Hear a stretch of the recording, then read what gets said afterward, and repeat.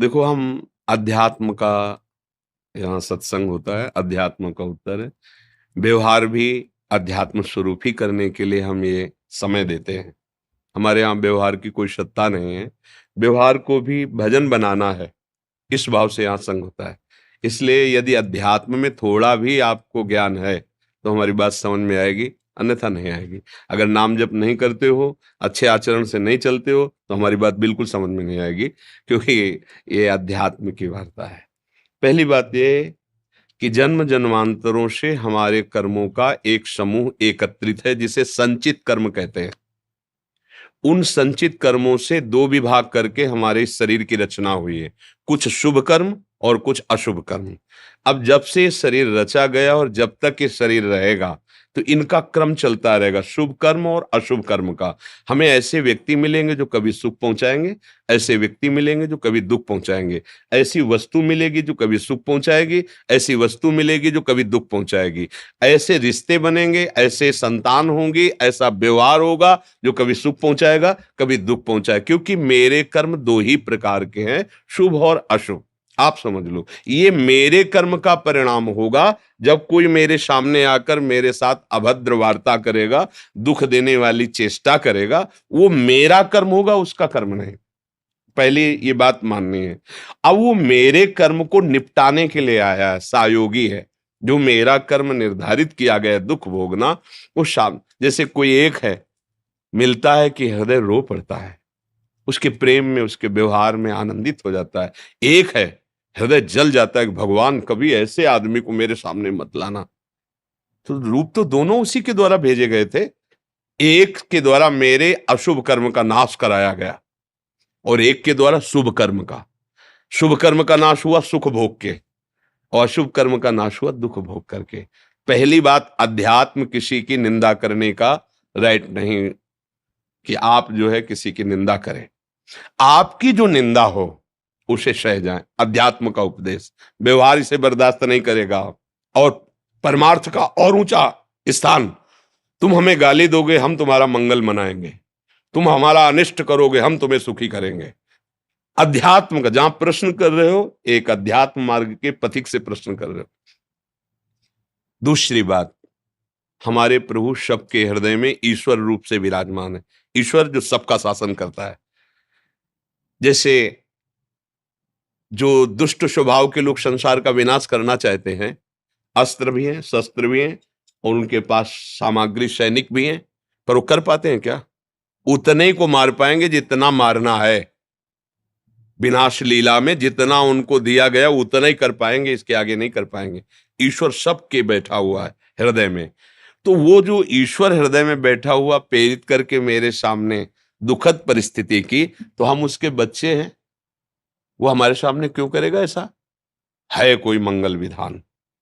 जैसे मां अपने बच्चे को ऑपरेशन कराने ले जा रही है, बच्चा सोच रहा है मां कितनी कठोर है, जबरदस्ती हाथ पकड़ करके बंधवा करके डॉक्टर उसे चीरा लगा रहा है, तो वो मां को भले कोस सकता है कि ऐसे व्यक्ति को सौंप दिया। लेकिन आंतरिक वो अज्ञान के कारण ऐसा सोच रहा है, मां बड़ी कृपालु है, पैसा देके डॉक्टर से चीरा लगा के उसे स्वस्थ करना चाहती है, उस फोड़े को, उस मल को बाहर हटाकर वो निर्मल स्वस्थ करना। ऐसे ही मेरे भगवान मेरे किसी पाप कर्म रूपी फोड़े का ऑपरेशन करवा रहे हैं। इतना सा अगर समझ रखोगी तो हृदय शीतल हो जाएगा। कुछ मंगल होने वाला है, कुछ आनंद होने वाला है, मुझे सावधान रहना चाहिए, मेरे अशुभों का नाश हो रहा है। भगवान मंगल करने के लिए ऐसा अध्यात्म, और इसी से सहा जा सकता है। अगर अध्यात्म में चलना है तो अंदर अगर सोचो कि इसके आगे वो बढ़ जाएगा, तो ईश्वर है, आप और उसके बीच में ईश्वर है जिसकी आप आराधना करते हो, ऐसा कभी नहीं होने देगा। उतना ही होगा जितना विधान है। जो विधान है वो मंगल भवन के द्वारा किया गया, इसलिए मंगल हो ही नहीं सकता। हमारी सोच के कारण मंगल लग सकता है, क्योंकि हमने जो मंगल माना है उसके खिलाफ हो सकता है, लेकिन उसने जो मंगल निर्धारित किया है उसके खिलाफ नहीं हो सकता है। इसलिए मुझे अपनी रुचि को उनकी रुचि में मिलाना चाहिए। जोई प्यारो करे सोई मुई भावे। अब इतनी बात समझ जाओगे तो अंदर से महात्मा बन जाओगे, बाहर से चाहे स्त्री शरीर हो, चाहे पुरुष शरीर हो, चाहे गृहस्थ हो, चाहे विरक्त हो। अगर ये समझ नहीं है तो फिर नहीं, फिर तो ये सब चल रहा है, झगड़ा, रिपोर्ट, लाठी डंडा, ये सब।